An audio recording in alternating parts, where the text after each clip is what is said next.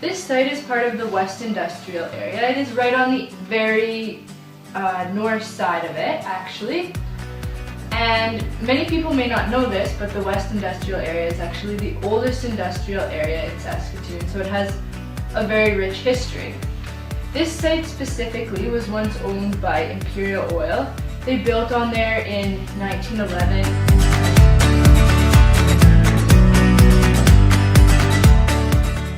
They remained on this site until 1976 when it was sold to the J.H. Scott Company. And the J.H. Scott Company owned it until 1981. Towards the end of the Scott Company's ownership of this land, the site began to fall into disrepair. And in the 1990s, a local business person took over the area until they could no longer afford the high taxes. Then the ownership reverted to the city in 2001. The Esso Petroleum Company stored some storage tanks there until 1995. And in 2002, all the buildings on the site were destroyed except for Diamond Auto Body, which still remains on the west side of the site, but everything else is now gone. And before the buildings were demolished, it was decided that the bricks from the building would be put into storage because it was thought that they had been built by Saskatoon Brick and Supply Company. So they had a lot of historic value.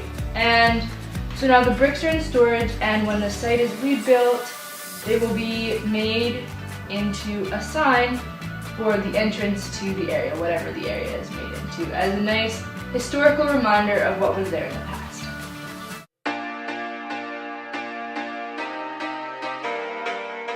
When looking at our site, which is 19th Street West, it's categorized as a light industrial area. So when you first look at it, it's kind of dirty. There isn't any lighting. It's not very safe. Lots of things are scattered. It relates to the broken window theory. If you don't take pride in your place, you're not going to have. I blew it there, but you're not going to have a nice area. Like the things that might be garbage, broken. It just attracts the wrong kind of activity, and you want people to feel safe and confident walking through these areas.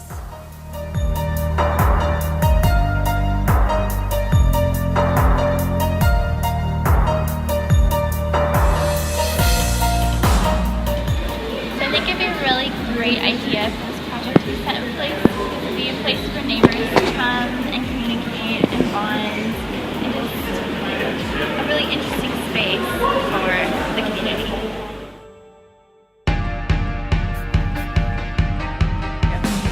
So I don't feel safe in that area at all, just because there's no sidewalk, there's no lighting, even coming across the field there's no fence for a boundary for the train.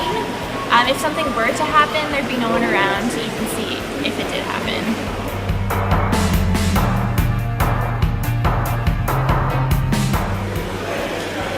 So I don't feel safe from the lighting not being there, and it makes me feel really uncomfortable at night.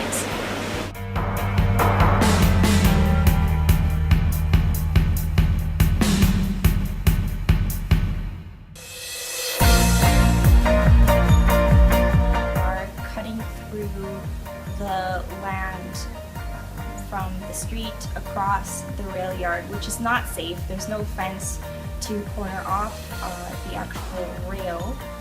Again, it's dark. If something should happen to anyone in this area, no one would know. There would be no help for them whatsoever.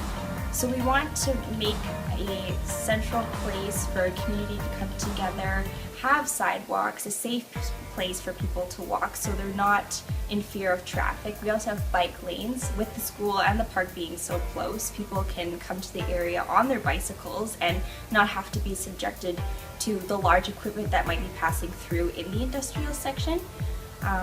But we just really want to ensure people's safety and a place for residences to hang out and be creative with one another.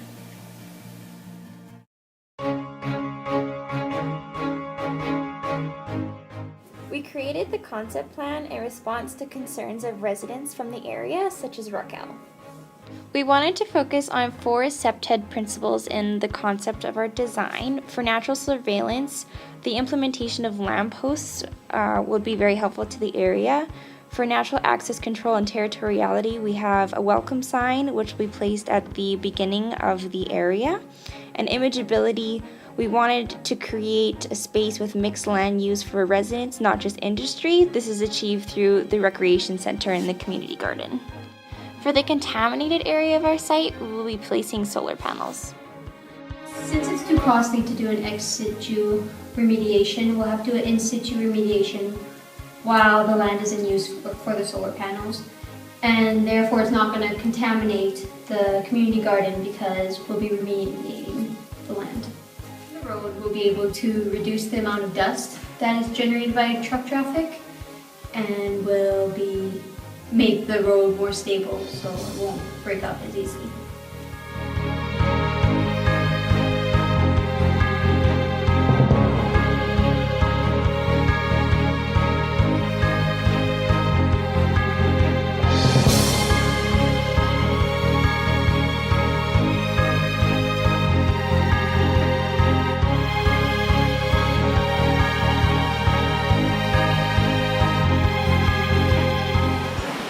So I'd be really excited about the community garden being set in place there, just because it'd be really good connecting factor for Pleasant Hill and West Industrial areas, as well as the community center as another connecting point.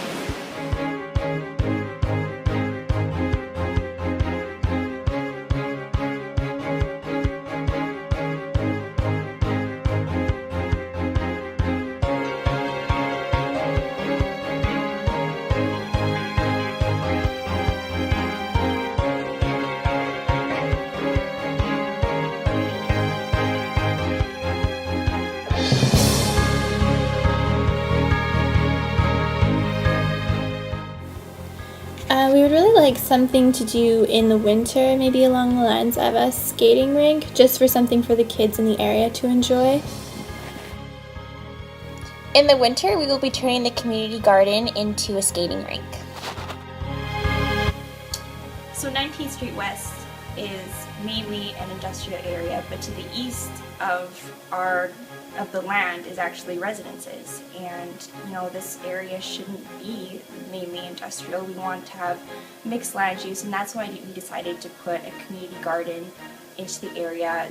There's more community cohesion, people getting to know their neighbors. St. Mary's School is close by, as well as Optimist Park.